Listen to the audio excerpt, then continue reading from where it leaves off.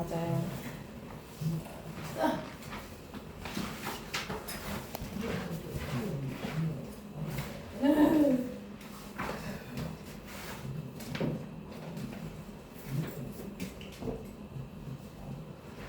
여러분 영어는 벼락치기가 되는 거 아시죠? 끝까지 포기하지 않고 하셔야 됩니다. 네? 꼭 복습 잘 하시고 문제를 많이 푸는 것만이 능사는 아니고요. 여러 번 회독수를 좀 늘려서 문장에 대한 이해를 높이고 핵심적인 포인트들을 좀 잘 기억해내는 게 더 중요할 수도 있습니다. 그래서 문제를 못 풀었다거나 이런 거에 너무 스트레스 받지 마시고 복습을 충실히 하는 걸 포인트를 좀 잡고 하셔도 됩니다. 우리 지난 시간에 배운 30번의 문장은 무슨 내용이었냐면 공감에 관한 글이었죠. 이 공감이라는 것은 어떤 개념이었냐면 공감을 옹호하는 사람들이 많았는데 사실 공감은 어떻다? 오히려 갈등을 더 악화시키는 요소가 될 수 있기 때문에 이 공감을 그냥 무조건 해주는 것만이 답은 아니다 라고 얘기하면서 공감 비평가들의 얘기가 나왔었거든요. 거기 보시면 여기 5번 문장까지 적어냈습니다. 자, 그들이 주장하기를 that we tend to empathize strongly. 자, 우리의 내적 그룹, 내 집단, 그러니까 내가 속한 집단에는 되게 공감을 잘해주는데 이 외집단에 대해서는 공감을 안 하려고 하고 오히려 외집단이 고통받는 것을 즐기고 있다 이런 식으로 얘기를 하고 끝났거든요.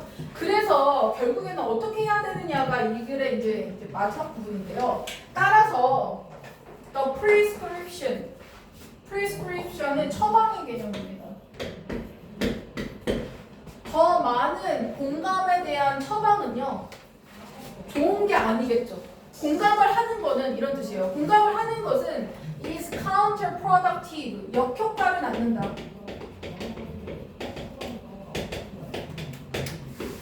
가장 많이 쓰이는 동의어가 뭐냐면 backfire예요.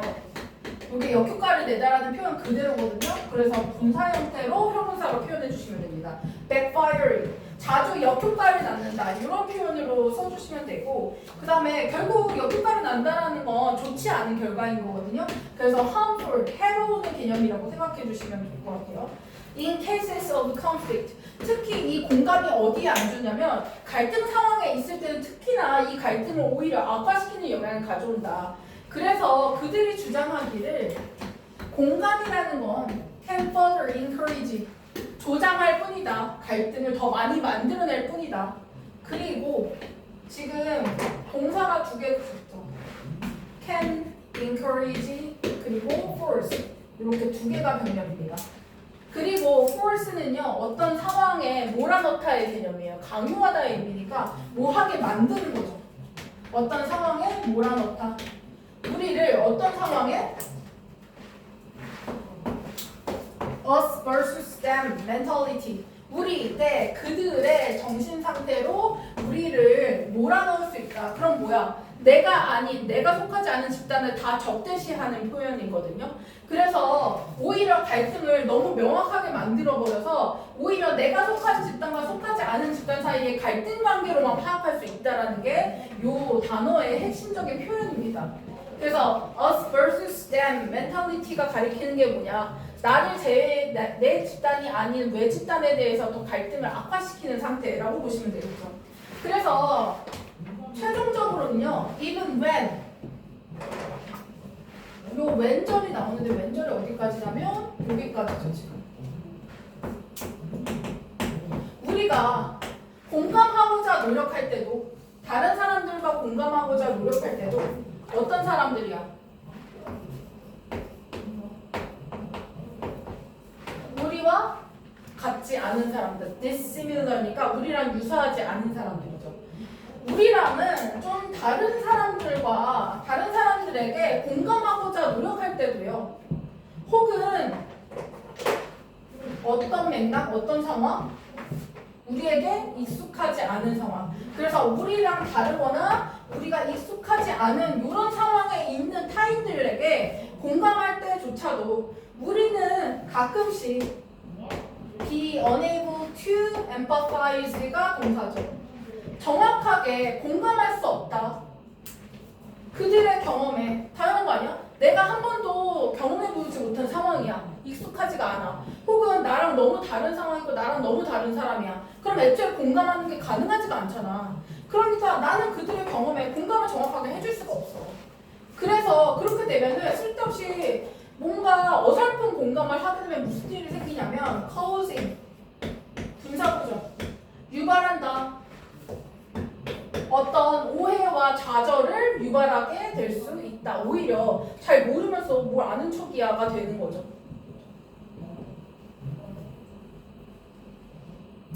그래서 여기서는 공감을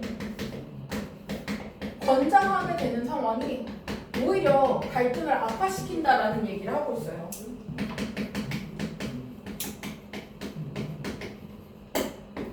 즉 무슨 얘기냐면 우리 대 그들이라는 대립적 사고방식이 강화돼 버린다는 거예요.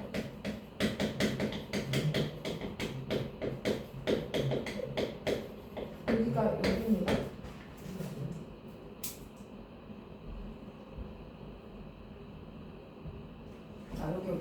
여기까지 이렇게.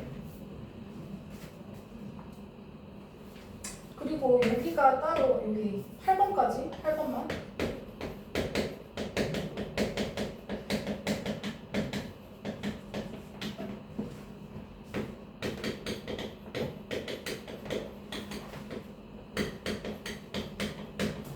낯선 상황에서나 혹은 나와 다른 타인에 대한 공감을 가져오는 게 오히려 잘못된 공감을 이끌어낼 수 있다. 그렇게 되면 어떻게 돼? 오해가 발생할 수 있다.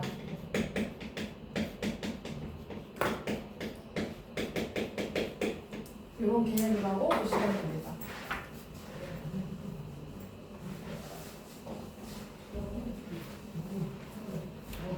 그럼 최종적으로 어떻게 해야 되냐면요. 이게 주제문이거든요.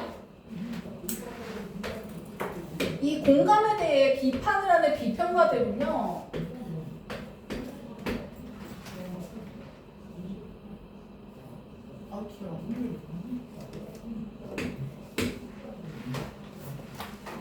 우리가 뭐 해야 된다고 그러니까 결론적으로 공감해 말어. 하지 마. 어설픈 상황이나 잘 모르는 사람한테 공감하지 마.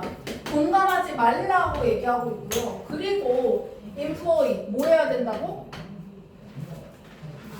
다른 도구들을 employee 이용해야 된다고. 그쵸? 다른 도구들을 이용해야 된다고 얘기하고 있대요. 그래서 활용하다, 이용하다, utilize, use 뭐 이런 뜻이라고 보시면 되겠죠. 이용해야 된다고 얘기하고 있습니다. 뭐 하는 데 있어서?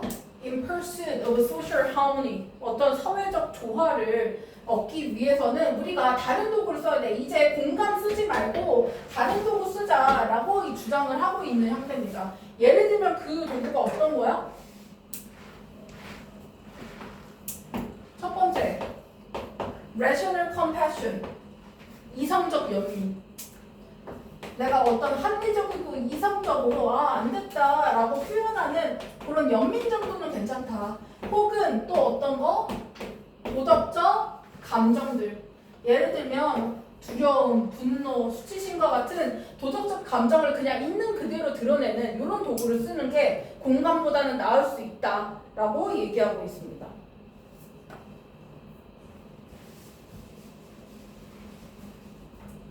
그래서 마지막의 결론은 대안책을 제시하고 있어요.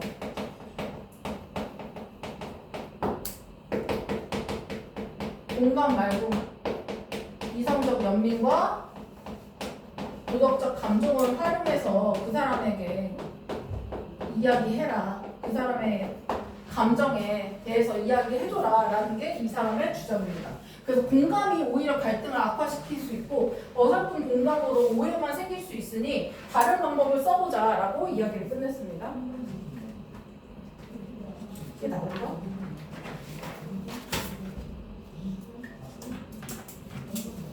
사실 2번이 오히려 좀 시험에 내기 좋은 구조인데요. 왜냐면 여기 시작 메커니즘이라는 좀 어려운 개념이 나오거든요. 그래서 그거는 조금 잘 보셔야 됩니다. 이 친구는?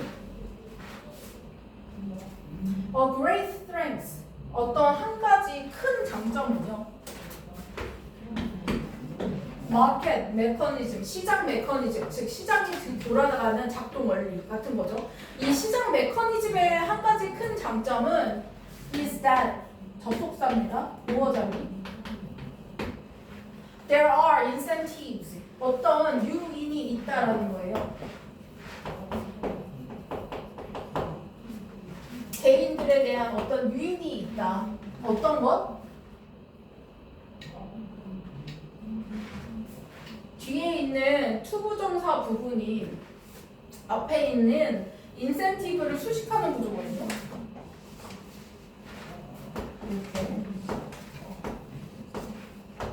이렇게 해석해 주시면 되겠죠. 앞에 있는 for individuals는 의미상 주어가 됩니다.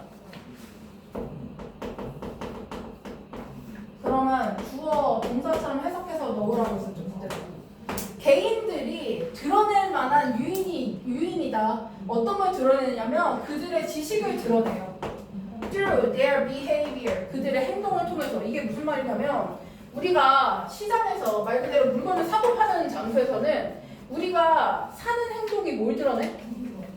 우리가 어떤 걸 좋아하는지를 드러내죠. 내가 사는 이유는 뭐야? 내가 필요하고 그걸 좋아해서 사는 거잖아요. 그러니까 내가 사는 행동을 통해서 뭘 드러내는 거야? 내가 알고 있는 것을 드러내고 있다는 거예요. 그래서 시장의 메커니즘 속에서는 가장 큰 장점이 소비자가 뭘 원하는지 바로바로 파악이 가능하다는 게 장점이라고 얘기하고 있는 거예요. 그래서 이것이요. stand in contrast to가 수거적 표현이에요. 뭐뭐과 대조가 되면. 자, 이것은 대조가 되고 있습니다. 많은 전략적인 상황들과 대조가 되고 있어요. 그러면 시장 메커니즘의 구조와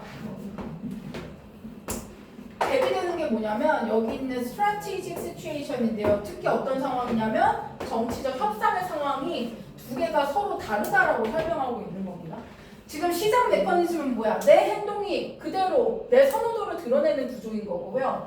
지금 이 전략적 상황인 정치적 협상의 과정과는 대조된다라고 표현하고 있는데 왜 대조되냐면 이 정치적 협상의 상황을 전치사적이 반대로 설명해주고 있죠.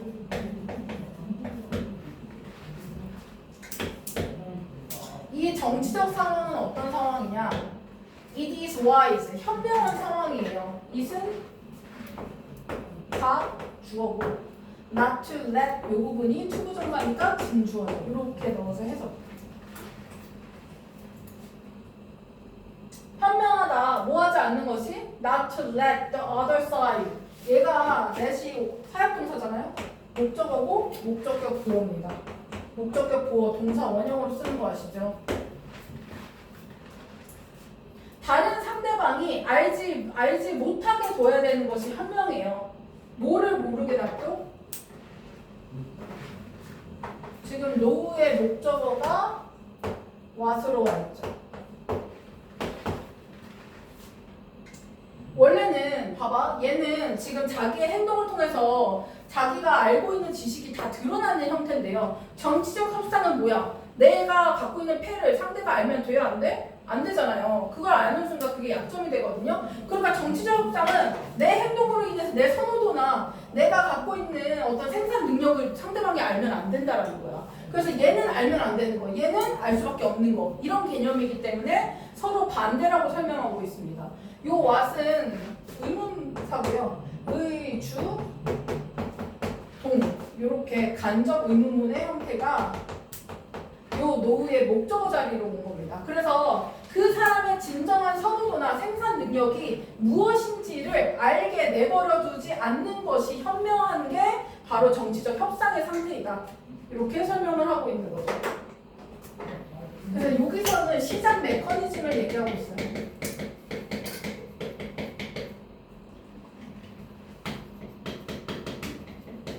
시장 메커니즘의 장점은 개인의 지식이 행동으로 반영된다는 거.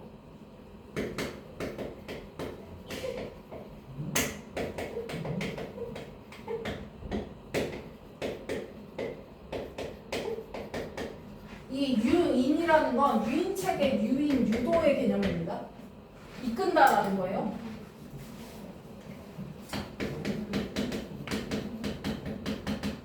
소비자가 소비 행동을 통해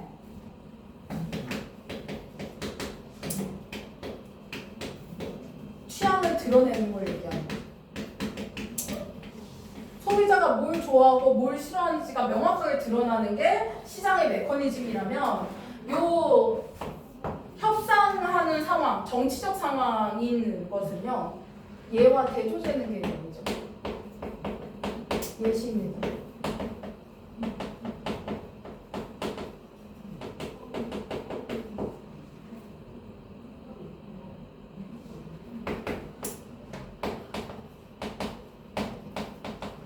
정보를 숨기는 것이 유리하다.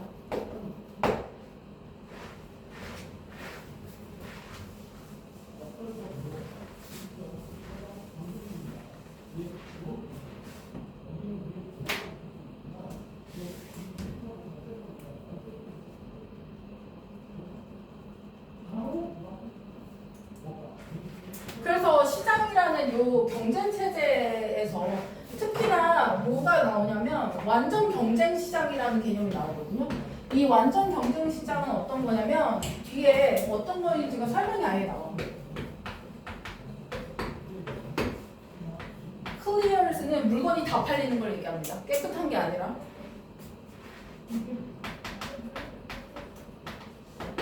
On the spot은 그 자리에서 이런 뜻. 그 자리에서 그냥 물건이 완전히 다 팔리는 그런 완전 경쟁 시장은요. leaves 남겨두지 않습니다. No room. room은 여기서 여지예요. 방 아닙니다. For such strategies 그런 전략에 대한 여지 자체를 남겨두지 않아. 그럼 그런 전략은 어떤 전략이야? 시장 메커니즘이야 정치적 협상 같은 거야? 아까 얘기한 정치적 협상과 같은 전략이 필요한 상황이죠. 전략적 상황. 그런 것처럼 내가 내 어떤 의도나 정보를 숨기는 것 자체의 여지가 없어. 왜? 내가 물건을 내놓는 듯이 소비자가 행동으로 보여주는 개념이니까 이 정치적 협상처럼 내 의도를 숨길 수가 없다라는 거예요. 여지가 없다라는 건 내 행동을 숨기거나 내가 의도하는 바를 안 드러낼 수가 없다. 그래서 이게 적극적으로 적용되는 형태가 뭐냐면 이거거든요. 만약에 가격이라는 것이 are sticky, are not sticky. sticky는 fixed의 개념이에요.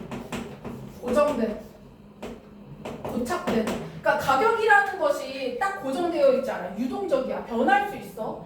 As many models assume. 많은 모형들이 그러한 것들처럼 가격이 고정되어 있지 않다면 대부분 고정되어 있지 않죠. 그렇죠? 가격이 막 올랐다 내렸다 막 해. 그러면 개인들은 어떻게 해? 가격이 만약에 갑자기 뛰었어. 사 안 사? 같은 가격에 2배로 뛰었어. 안 사잖아요. 그쵸? 그러면은 이 개인들이 어떻게 한다? 그들의 행동을 adjust, 조정한다. 컨트롤하는 거죠. 조정해요. instantaneously, 즉각적으로.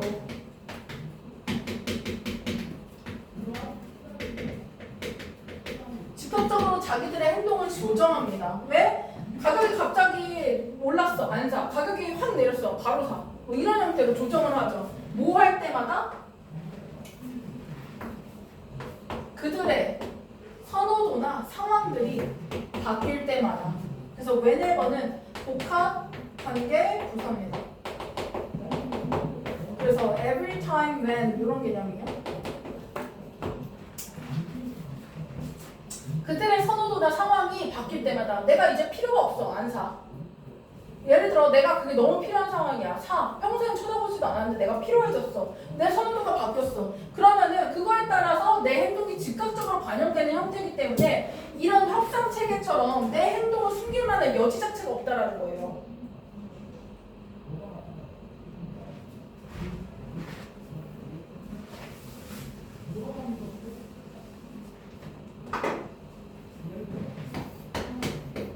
완전 경쟁 시장의 개념이 나왔거든요. 시장 메커니즘의 개념이. 완전 경쟁 시장의 개념에서는 정보 속이기 전략 불가능.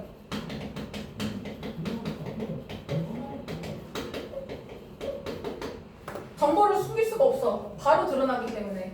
이 시장 경제의 특징은요. 시장 메커니즘의 특징은 첫 번째, 가격이 유동성이 있다. 유연성 자체가 존재하기 때문에 가격 변화에 따라 선호도가 소비자의 행동도 즉각 변화.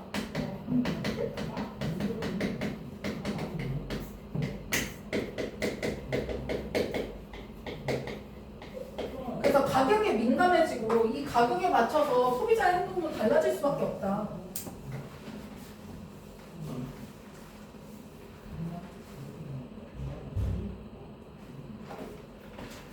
그래서 그들은 물건을 사는 걸 멈춰요. 어떤 물건이야? 이제 그들의 니즈를 충족시키지 못하는 물건. 주관되죠. 그들의 욕구를 더 이상 충족시키지 않는 물건은 더 이상 사지 않아. 그리고 stop selling. 판매자들도 더 이상 팔지 않아. 어떤 물건? 아무리 팔아도 이윤이 안 남아. 그럼 안 팔겠죠.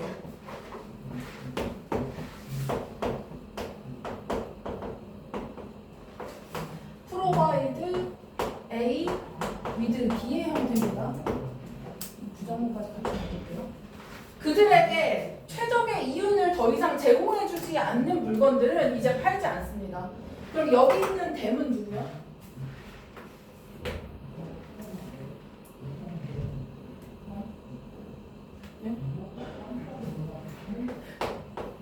엄밀히 말하면 판매자들이죠. people인데요. 판매자들을 얘기하죠. 판매자들에게 더 이상 최적의 이윤을 제공해주지 않는 물건은 더 이상 팔지 않습니다. 그리고 아마도 어떻게 될 거야 그러면? 이제 안 팔면 어떻게 되는데요? 여기 분사 구문이죠 지금. 스위칭 to라는 분사 형태를 썼습니다. 스위칭은 전환하는 거예요. 컨버팅의 개념이거든요. 아마도 그들은 전환할 겁니다. 그것을 어떤 걸로? 다른 제품의 생산으로 전환할 거다. 예를 들면은 내가 아이폰 16 케이스를 겁나 팔았어. 근데 어느 날부터 안 팔린 거야. 17이 나온다는 소식이 안 팔리기 시작했어. 그러면 그때부터 어떻게 해야 돼? 그거 계속 더 이상 팔 필요가 없잖아. 나한테 이윤을 안 가져다 주니까. 그때부터는 충전기를 판다든지 17 케이스를 만든다든지 이런 형태로 다른 제품을 생산하는 것으로 전환할 거라는 거죠. 왜? 이윤을 안 가져다 주니까. 그래서 여기 5번 문장은 여기다 쓸게요. 두 번째는 뭐냐면요. 지금 더 이상 수요가 없어. 그러면 더 나은 물품으로 전환을 합니다.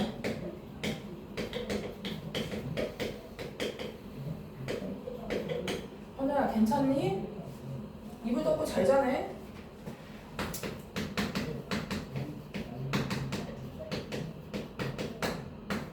더 이상 어떤 소비자의 필요를 충족시키지 않으면 구매가 중단되고요. 판매자 입장에서는 더 이상 최적의 이윤이 나오지 않아? 그러면 다른 상품으로 대체하겠죠. 판매 중단 그리고 대체한다.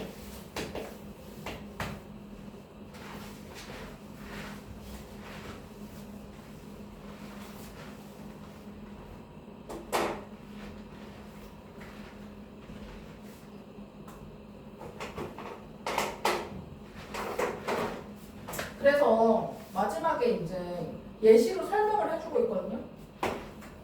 예를 들어서 그들이 어떤 동기적인 문제가 있어. 예를 들어 falling into denial. 뭐에 빠졌어? 그러니까는 지금 명백하게 뭔가 수익이 안 나고 있어. 예를 들어 판매자 입장에서는 수익이 안 나는 상황이야. 근데 얘네들이 만약에 동기적 문제가 있다면 이 동기적 문제를 이렇게 예시로 설명하고 있는 겁니다. Falling into denial, 어떤 부정하는 상태에 빠졌어. 내가 인정하지 않는 상태에 빠진다면 about the fact, 어떤 사실에 관해서. 그 사실이 어떤 사실이야? 이 사실을 그대로 설명하는 동격의 접속사죠. 뭐가 없어 더 이상? 그들의 제품에 대한 수요가 더 이상 없는 그런 사실을 내가 인정하지 않아. 아, 언젠간 팔릴 거야. 아니야. 사람들이 곧 살 거야. 이러면서 지금은 아예 사람들이 수요 자체가 없다는 사실 자체를 계속 부정하는 상태에 빠지는 이런 동기적 문제에 빠져 있다면 누가 알려줘? 시장이 내버려두지 않아요. 시장이 계속해서 야, 안 팔려. 안 팔린다고 이걸 계속 보여준다는 거죠. 시장이 그들에게 드러내줍니다. 때때로 굉장히 잔인한 방식으로 드러내요. 왜? 야, 너네 수익 안 나 라고 계속 알려주는 형태라는 거예요. 그래서 reveal이라는 애의 목적어가 여기 있는 겁니다. 이 중간에 다 부사구예요. 그렇죠? 여기가 목적어예요. 드러내요. 뭐라고? 그들이 뭐 하는 게 낫다고? 야, 인정해. 너네 수익 안 나고 있잖아. 인정해 라고 알려준다는 거죠. 이 사실을 받아들이도록 걔한테 드러낸다. 너네 수익이 안 나고 있어 라는 걸 끊임없이 시장이 드러내준다라는 거죠. 그래서 내가 더 팔고 싶어도 더 이상 시장이 야, 너네 안 팔리잖아 라는 계속 알려주다 보니까 이 시장에서는 내 행동이 드러나지 않을 수가 없다라는 게 이 글의 주장입니다. 현우야,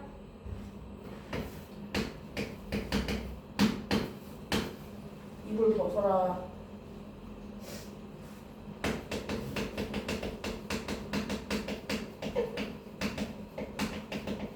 제품 수요가 없다는 사실을 회피해. 즉 동기적 문제가 지금 있어. 그렇게 되면 시장 메커니즘이 계속해서 알려준다라는 거죠.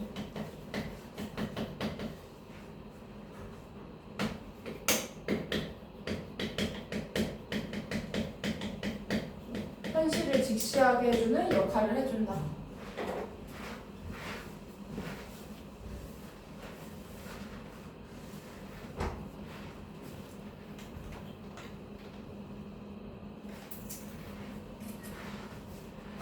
여기서 denial의 개념은 거부하는 거의 개념이에요. refusal이나 rejection 이런 개념이 없죠.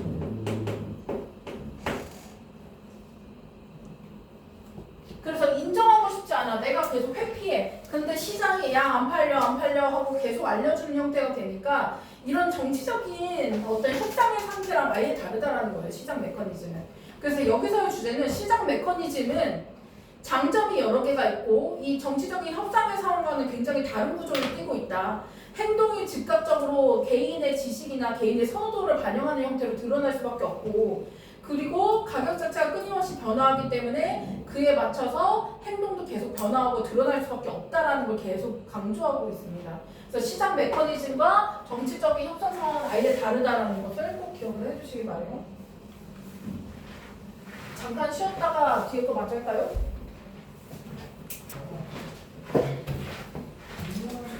얼굴이 뭐죠? 자, 33번 가겠습니다. 사전적 정의에 관한 글이고요. 여기 예시가 여러 개 나오는데 별로 어려운 글은 아닙니다. 그냥 빠르게 넘어가겠습니다. 이 사전적 정의라는 것은 고정되어 있는 형태가 아니라요. are revised 수정동사입니다. 지금. revise는 뭔가 수정하다, 고치다 이런 뜻이고요. 여기서 수동이니까 수정되다. constantly는 끊임없이, consistently 같이 끊임없이 계속해서 continually 이런 개념입니다. 계속해서 수정됩니다. 뭐 하기 위해서? 목적이 있죠. To keep up with our changing uses and knowledge. To keep up with는 계속해서 맞춰서 따라가기 위해, 뒤처지지 않기 위해.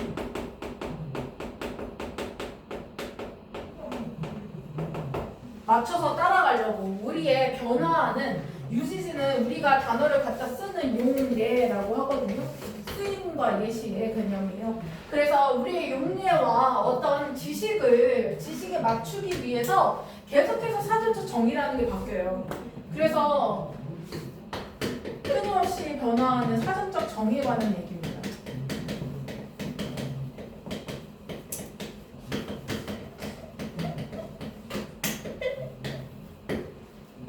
첫 번째 예시가 뭐냐면 로마 시대에 나온 에딕츠라는 단어입니다. 로마 시대에는요, 에딕츠라는 건 사람들을 가리킨대요. 어떤 사람이냐면 who were unable to pay their debt. 주관되죠.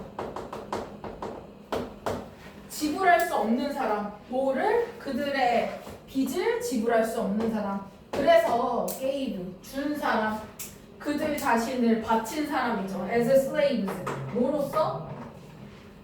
노예로서 그들의 채권자에게 creditor, 채권자에게 자기 자신을 노예로서 바치는 사람들을 우리가 에딕츠라고 불렀대요. 근데 지금 알다시피 현재 에딕츠는 뭐야? 중독자들을 얘기하죠. 그 단어는요, 결국에는 came to be associated with, 뭐 하게 되었다? 연관되게 되었다. drug dependency, 어떤 약물 의존성과 연관되는 단어가 되었대요. 그래서 dependency는 의존성이라는 개념은 여기서는 중독을 얘기합니다. addiction. 그렇죠? 그 다음에 의존성이니까 reliance, 이런 개념이죠. 그래서 약물에 대한 의존성과 연관짓게 되었대요. 여기 나와 있으니까 즉 그 사람은 노예가 되는 건 비슷한 개념이죠. To one's addiction, 자기 자신의 중독에 대한 노예가 되는 개념이에요. 그래서 의미적으로는 사실 따지고 보면 비슷한 의미인데 어쨌든 약물 중독의 개념으로 좀 바뀌었다. 그래서 예시 1번은 에딕츠입니다. 과거와 현재의 개념을 좀 알고 있으셔야 된다. 과거 로마 시대에는 뭐야? 채권자의 노예. 현재는 약물 중독자가 됐다는 거.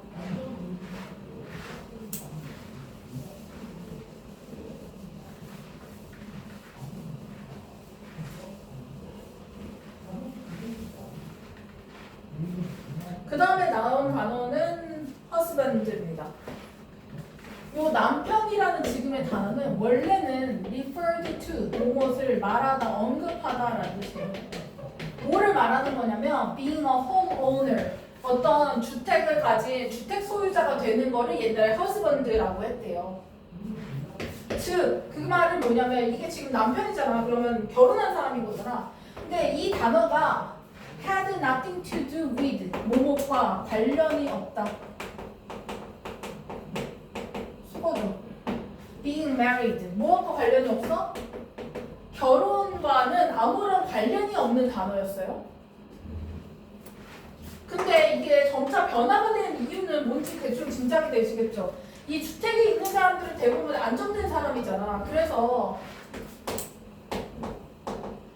너 자신의 재산을 소유하고 있다라는 것이 made, more likely, 요 it은 가 목적어죠. 그 다음에 여기 있는 저희 진 목적어입니다. 우리 이번에 참 교과서 핵심 문법이 가목적어, 진목적어거든요. 그래서 가목적어, 진목적어에 관련된 문법 포인트는 좀 알아두셔야 됩니다. 그거랑 분사 형태, 과거 분사, 현재 분사, 특히 감정과 관련되어 있는 감정을 유발하는 건 ing, 느끼는 거 pp 형태, 요것도 그 문법 포인트로 다루고 있는 거라서 요거 두 개는 반드시 알고 있으셔야 됩니다. 가목적어, 진목적어, 분사 형태, 요거. 그리고 우리 외부 지문에서도 문법 포인트들이 있었거든요. with 명사, 분사 구문 같은 형태 있죠. with 명사하고 명사가 어떤 함체로 이런 표현들, 그 with 분사 형태들도 좀 기억을 해주셔야 됩니다. 그래서 그 정리는 다시 한번 토요일날 다 정리해서 말씀을 좀 드릴게요. 어쨌든 제일 중요한 건 가목적어, 진목적어의 형태입니다. 그래서 여기가 진목적어이기 때문에 여기 넣어서 이렇게 해석을 해주셔야 돼요. 그러면 자, 너의 재산을 소유한다라는 것이 만들었어요. 더 그럴듯하게 가능성 있게 만들었죠. 너가 누구 찾는다? mate, find a mate. 짝을 찾는다. 배우자를 찾는다라는 것을 더 가능성 있게 만들었기 때문에 그러니까 보통 주택자들이 배우자를 찾을 가능성이 더 많았기 때문에 그 단어가 came to mean 의미하게 되었어요. a male 남성을 의미하게 되었다. 어떤 남성? 결혼한 남성이 되게 된 거죠. 그러니까 대부분 주택을 갖고 있는 사람들이 결혼을 하려고 하고 그래서 기혼이 되는 경우가 많았기 때문에 얘네가 기혼자를 가리키는 남편이라는 단어가 됐다라는 거죠. has been wed는 현재 완료의 수동 형태입니다. wed 수동 형태 이거 다 불규칙 변화거든요. 그래서 결혼한 이런 의미가 되죠. 그래서 결혼한 상태의 의미를 가리키게 된 게 얘네들이 주택 소유의 개념이 이 배우자를 찾을 가능성이 높았기 때문이죠. 마찬가지로 과거에는 예시 2번 husband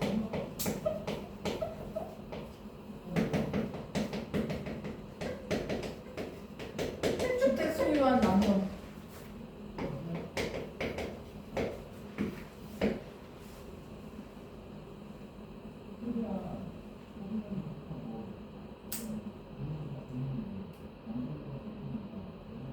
남성이라고 보면 안 되나? 그냥 주택 소유자로 볼게요. 왜냐면 남성이라고 특정해놓지 않아서 혹시나 문제가 생길까봐. 현재는 기혼 남성을 가리킵니다.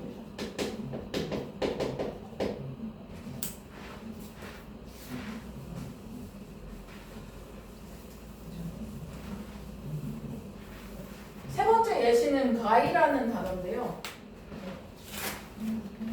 1605년 11월 5일에 가이라는 사람이 tried to blow up. 자, 날려버리려고 했어. 폭파시키려고 한 겁니다. The British Parliament는 의회, 의사당을 얘기합니다. 국회 의사당 같은. 그래서 영국의 의회를, 의사당을 날려버리려고 했어. 폭파시키려고 했어. 근데 얘가 실패했거든요. 그래서 그는요, 수동동사입니다. 잡혔고요. 그리고 put to death, was가 생략되어 있습니다. 수동동사. 잡혔고요. 그리고 처형당했어. 사형에 처해졌겠죠. 심각한 일이었으니까. 요런 사람이 가이라는 사람이었는데요.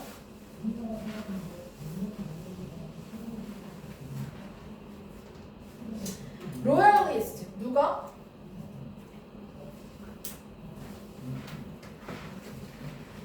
여기 왕당파라고 돼 있는 요 파들이요.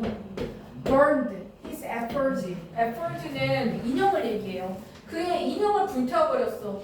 이 인형이 어떤 인형이냐면 이 사람의 이름을 따서 지은 이름이죠. 못 판답니다.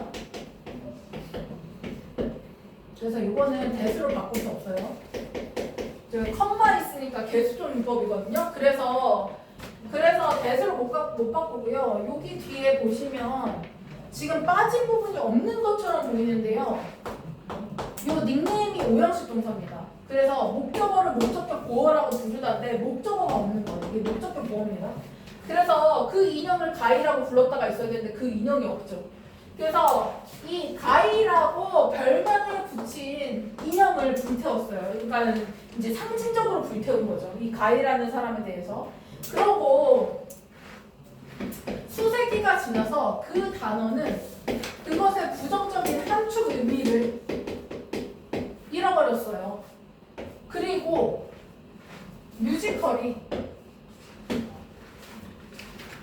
어떤 뮤지컬이냐면 Guys and Dolls라는 이름을 가진 뮤지컬이 수동형태, 분사형태 잘 봐주세요. Guys and Dolls라는 뮤지컬이 상연되었어요. 브로드웨이에서. 그럼 지금 가이라는 요 폭파범의 이름에서 부정적 의미가 지금 사라진 걸 가리키거든요. 그래서 여기서의 예시 세 번째는 여기까지 다 앞에부터. 예전에는 가인은 예시 세 번째 가인이에요. 폭파범이죠. 폭파범을 정확하게 얘기하면 닮은 인형이죠. 인형이었는데요. 이게 뮤지컬 제목이 됐어요.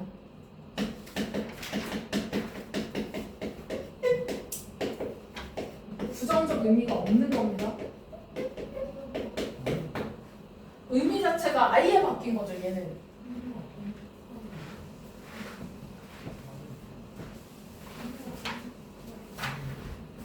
그래서 미국의 요 소거에서요.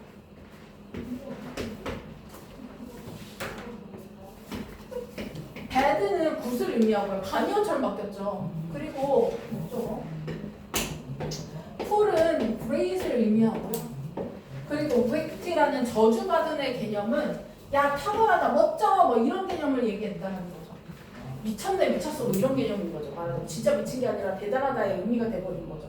그래서 속어에서도 이 의미적 변화가 많이 일어났다라는 거거든요.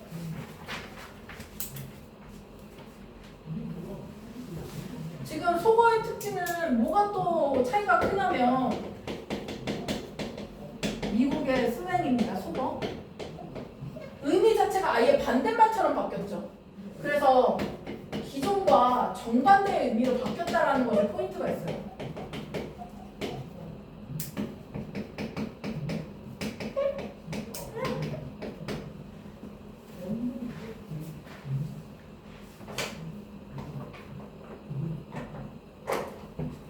그래서 지금 의미가 이렇게 많이 바뀌었으면 얘가 하고 싶은 말은 최종적으로는 너 자신을 보낼 수 있다면, 내가 이동시킬 수 있다면 너를 어디로?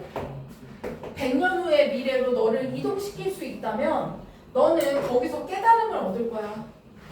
여기 보시면 여기랑 여기에 보시면 과거 시제가 나오거든요. 우리 가정법 했었죠. 가정법 과거입니다. 이 구절에는 동사의 과거형이 오고요. 구절에는요, 조동사 과거의 동사 원형이 옵니다. 지금 다 조동사 과거의 동사 원형이 오긴 했는데 이게 과거 시제라는 게 포인트거든요. 그래서 could transport라는 동사의 형태와 그 다음에 뒤에 would find라는 조동사 더하기 동사 원형의 형태는 기억을 좀 해주셔야 됩니다. 가정법 형태예요. 그래서 만약 너 자신을 100년 후로 보낼 수 있다면 너는 발견하게 될 거야. 뭐를? 너 자신이 confused. 지금 보시면 감정형용사 보이시죠? 내가 혼란스러움을 느끼고 있는 거니까 id입니다. ing는 당연히 안 되겠죠. 내가 지금 혼란스러움을 느끼고 있는 상황이에요. 그래서 너는 너 자신이 혼란스러워하는 것을 발견하게 될 것이다. 뭐에 의해서? 너의 증성주의 말 때문에 혼란스러워할 거야. 왜? 내가 쓰던 말이랑 의미가 많이 바뀌어 있을 거니까. 그래서 왜냐하면 언어 그 자체는 계속해서 변화하는, ever는 끊임없이 계속해서 변화하는 반영물이다. 반영하고 있는 애야. 뭘 반영하고 있어? 인간의 창조물을 끊임없이 반영하고 있는 반영물이 언어이기 때문에, 그래서 우리가 그 100년 후의 말을 듣게 된다면 못 알아들 거야 라고 얘기하고 있는 거죠.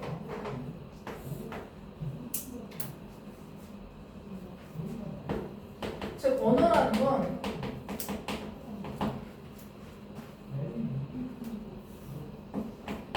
인간이 만드는 사물이든 말이든 그런 것들을 반영해요. 계속해서 반영하죠. 새롭게 등장하는 것들을 계속 반영하는 형태야. 그 말은 언어는 끊임없이 변화하는 형태예요. 이게 포인트거든요. 끊임없이 변화한다. 그래서 100년 후의 말은 지금과 다를 거다. 지금과 다르다. 라는 게 이 사람의 주장입니다.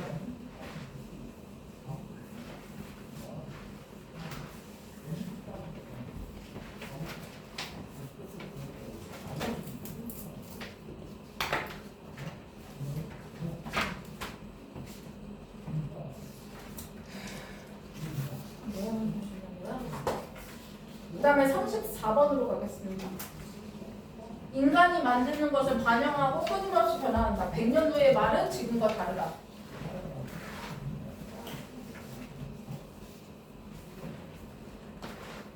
복습 잘 하셔야 됩니다. 지금 거의 끝나가요. 보고 지금 3, 4, 3, 9, 4, 0, 4, 1 네 문제 남았거든요.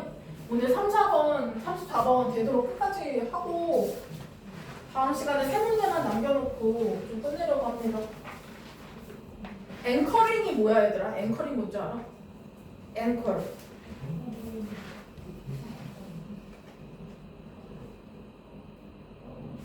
이 앵커는요, 그 배에 닻을 내려요.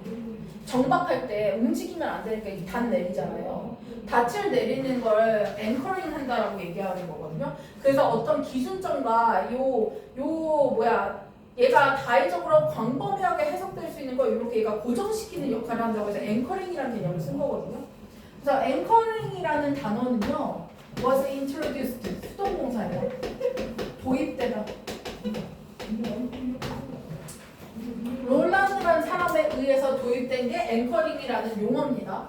근데 이 사람이 어떤 사람이냐면 주관대죠. 관찰했던 사람이야.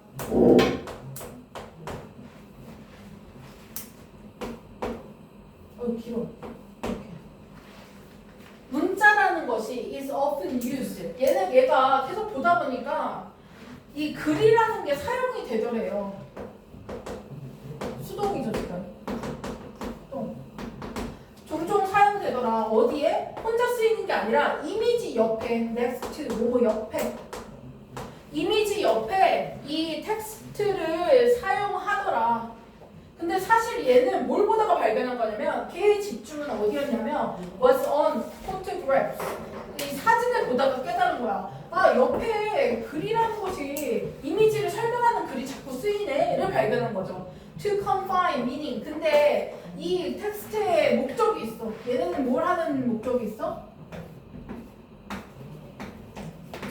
의미를 제한하는 것에 목적을 준 텍스트가 사용된다는 걸 발견한 거죠. 그래서 confine이라는 건 restrict, limit의 개념입니다.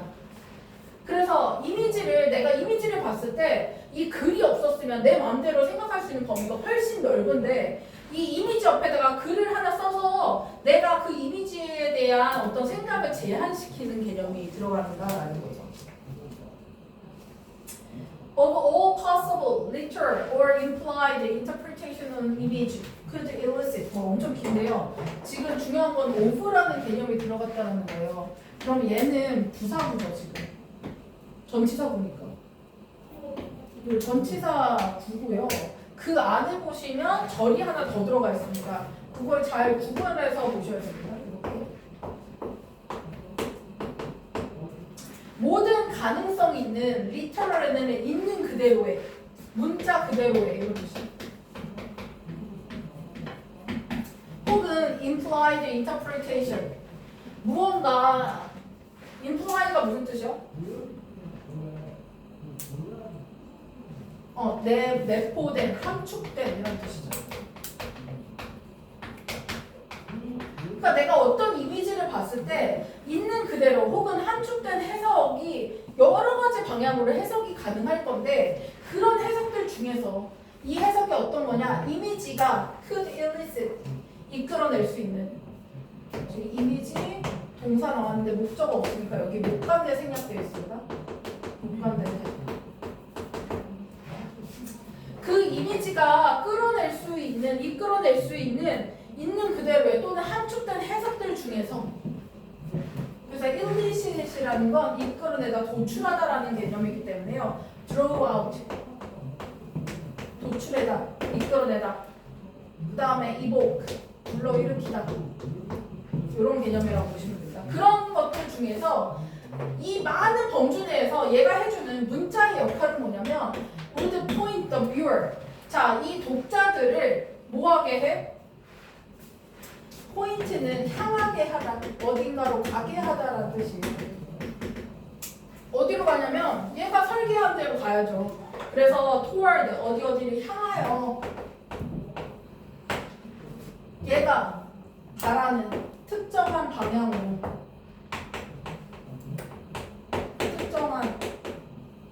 방향으로 향하게끔 만들어주는 게 뭐야? 바로 이 글이라는 거죠. 이미지만 놨으면 사람들의 생각이 너무나 달라질 수 있는데 이미지 옆에다 글 하나 딱 써놓으면은 얘가 이렇게 생각해줬으면 좋겠어 하는 방향으로 독자들을 다 가게 만든다라는 겁니다. 그 대표적인 형태가 광고예요, 광고.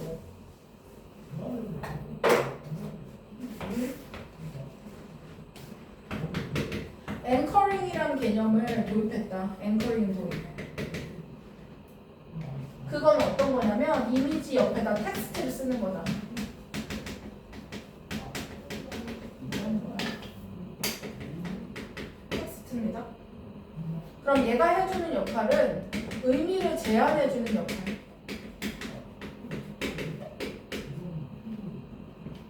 그래서 특정 방향으로 해석을 유도한다.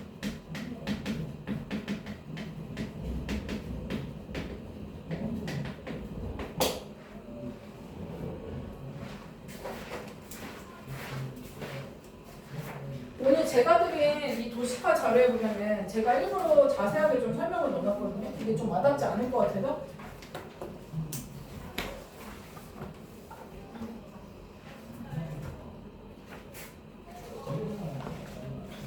예를 들어 나이키 신발이 이미지 사진이 딱 있어. 근데 그 옆에다가 You can do it 써놨어. 그럼 어때? 느낌이 어때? 내가 이 신발을 신으면 뭔가 할 수 있을 것 같다는 느낌이 확 들지 않아? 그런 것처럼 이미지 옆에다가 멘트를 하나 딱 써갖고 이 신발이라는 이미지를 통해서 우리가 얻어야 되는 의미, 해석을 걔가 정해준다라는 거예요. 앵커링의 개념이 그겁니다.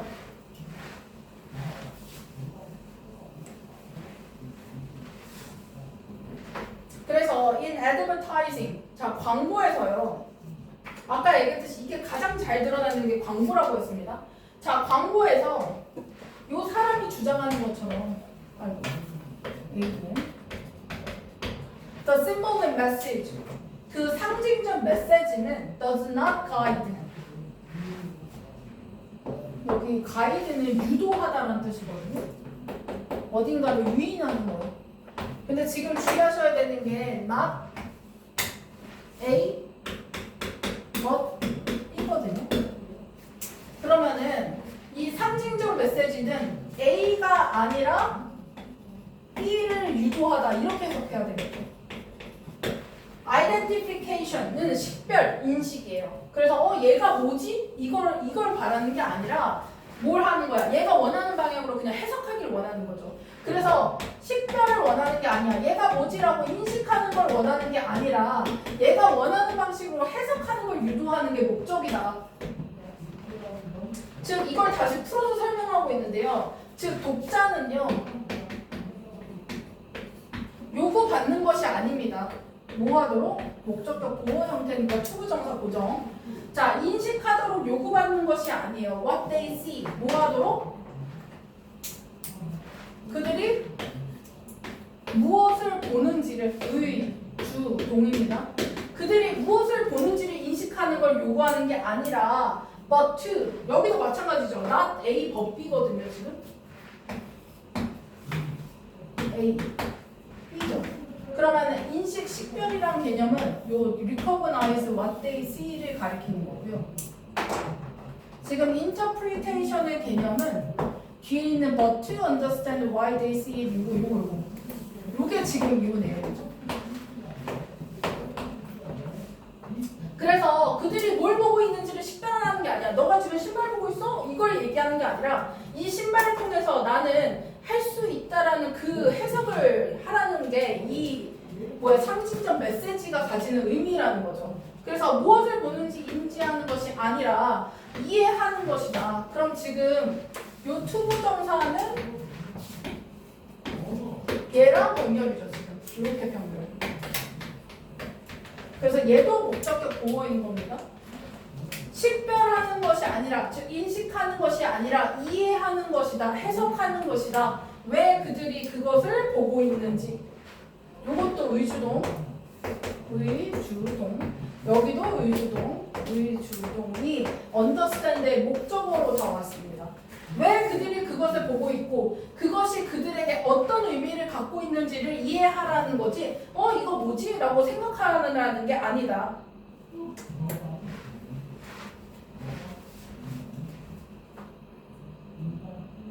그래서 그냥 이게 뭐지? 라고 알아보는 게 아니라 왜 이게 이 신발이 멋진지 왜 이 신발이 나에게 중요한 의미를 갖고 있는지를 해석하게끔 만드는 게 상징적 메시지, 즉 텍스트가 주는 의미 제안의 역할이다 라고 보시면 됩니다.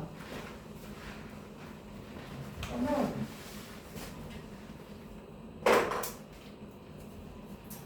여기 3, 4번 같이 보면은 예시예요. 지금 광고에서의 앵커링을 얘기하고 있거든요. 광고에서의 앵커링은 목적이 뭐냐면 식별이 아니야. 해석이야. 이렇게 얘기하거든요. 즉 무엇을 보는다라는 것을 인식하라는 게 아니라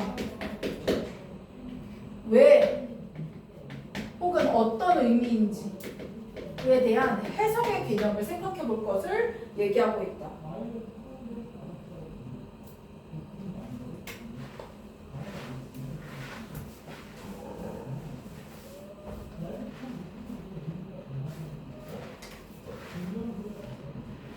그래서 by combining images with text, combine A with B죠. by ing니까 뭐뭐 함으로써 이렇게 해석해야 돼요. 그래서 이미지와 글을 결합시킴으로써, 즉 이미지만 놓는 게 아니라 글을 써서 옆에서 상징적 메시지를 던짐으로써 광고는 만들어내고 있어요. 어떤 상징적 의미를. 그 의미는 어때? 이 광고를 하는 사람의 목적이 분명하게 들어가 있거든요. 그래서 이 미닝은 어떤 의미냐면 여기가 주관대인데요. 동사 보어 2번 이렇게 on the one hand는 한편으로는 이렇고 다른 한편으로는 on the other hand거든요. 다른 한편으로는 이래. 이런 두 가지 측면을 같이 얘기하고 있어요. 그래서 한편으로는 그 의미 자체를 아주 구체적이고 명확하게 설명하고자 하는 바고요. 또 하나는 더 풍부하게 어떤 의미를 드러내는 역할을 해주는 게 저 광고가 생산해내는 상징적 의미, 텍스트가 주는 의미라는 거죠. 그래서 얘네가 가져오는 의미는 정확하고 구체적이거나 혹은 더 풍부한 형태로 어떤 의미를 가져오는 형태를 띠고 있다. 그러면 이렇게 됐을 때 효과는 뭐냐면 이게 중요해요. 그렇게 함으로써 adding 해주고요. eliminating 해줘요. 이 두 개가 분사 병렬 구조입니다. 이렇게 해주면 뭐냐면 범주가 굉장히 넓었던 이미지를 텍스트를 하나 딱 던져주면 뭐가 추가되냐면 그 의미가 깊어져. 심도 있게 깊어지고요. 그리고 폭은 어떻게 돼? 이 범주는 넓어져 좁아져? 좁아지죠. 그래서 폭을 제거한다라는 의미는 narrowing down 한다라는 겁니다. 폭을 줄여준다.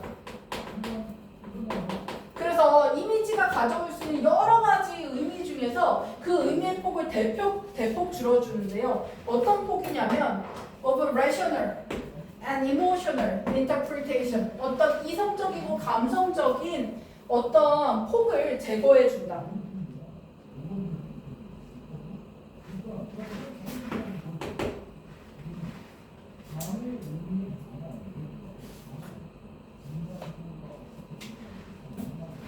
이것도 같이 이렇게 꾸며주고 있는 겁니다.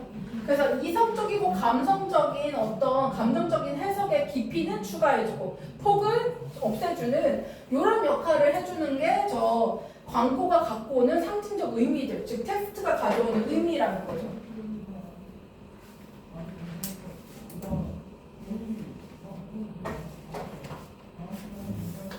여기입니다. 여기 2번 이어서 쓸게요. 2번은 상징적 의미를 구현한다.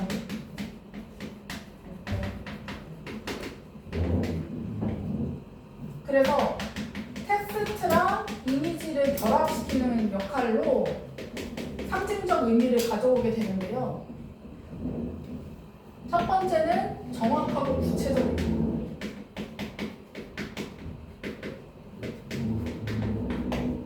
두 번째는 깊고 좁은 범위의 해석을 가능하게 해주는 거.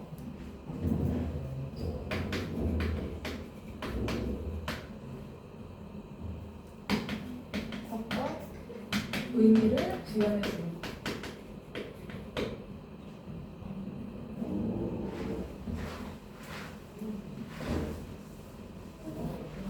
그럼 봐봐, 광고에서 어떤 텍스트를 다느냐에 따라서 의미가 확확 바뀌겠죠. 그 얘기를 지금 하고 있는 거거든요. 그래서 헤드라인이나 태그라인은요, 헤드라인은 머릿말이고요, 태그라인은 끝맺은 말, 꼬릿말이에요.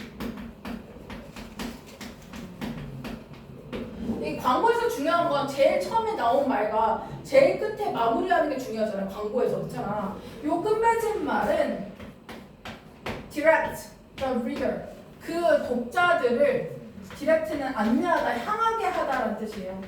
이 가이드의 뜻이죠. 뭘 통해서 향하게? 독자들을 특정 방향으로 향하게 되는데요. through. 뭘 통해서? 얘네가 이미 정해놓은 어떤 의도된 의미, 그 이미지에 의도된 의미로 향하게끔 만들어요. 의도된 거니까 수동 형태로 써야 되고요. 여기서 의도됐다는 건 얘가 고의적으로 만들어낸 거니까 deliberate나 의도된 meant, 이미 사전에 설계된 designed, 이런 개념이라고 보시면 됩니다. 그래서 이미 의도된 의미로 그 독자들을 향하게끔 만들어요. 뭐 할 수 있도록? so that은 뭐뭐 하도록이라는 결과를 나타내는 부사절 접속사입니다. 같이 붙어 있어야 돼요. 그 독자들이 피할 수 있도록, 얘가 의도하지 않은 몇몇의 의미는 피하고 또 얘가 의도했던 몇몇 다른 의미들을 받아들일 수 있게끔. 그래서 여기다 meaning이 생략된 거예요. some, 뭐 meanings, other meanings, others, some 이렇게 표현한 거죠. 그래서 피하는 개념은 의도하지 않은 거, 받아들이는 건 얘가 의도한 의미이죠. 그렇죠? 이 얘기를 한 겁니다. 그래서 결과적으로 이 앵커링이라는 개념은 remote controls, 뭐 하고 있는 거다?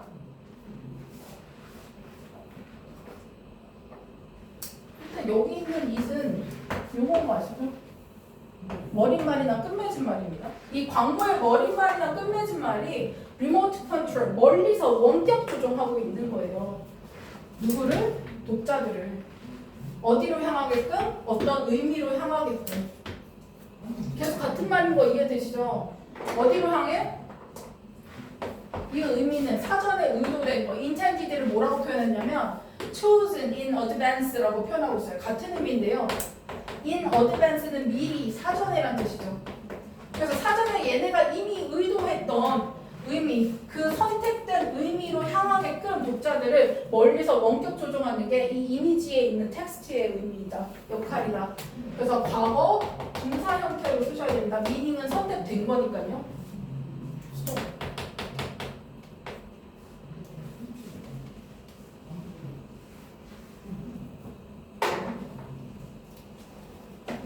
예시인데요. 광고에서의 헤드라인과 태그라인의 역할입니다. 결국에 원하는 사전에 의도된 해석으로 독자를 유도하고 있다. 이 개념이라고 보시면 되겠다. 이 34번은 특히 도식화 자료를 좀 꼭 참고하시는 걸 제안드릴게요. 예시를 좀 많이 넣었거든요. 그래서 예시를 보시면 정확하게 이해가 더 되실 겁니다. 도식화 자료 꼭 봐주세요. 수고 많으셨습니다.